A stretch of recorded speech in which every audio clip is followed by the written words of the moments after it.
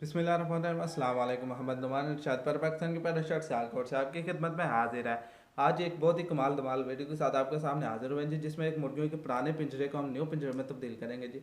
इसी पुराने पिंजरे से के वेस्टेड मटेरियल को इस्तेमाल करके हम जी न्यू पिंजरे में तब्दील करेंगे। वीडियो पसंद है तो वीडियो को लाइक कीजिएगा, चैनल को सब्सक्राइब कीजिएगा।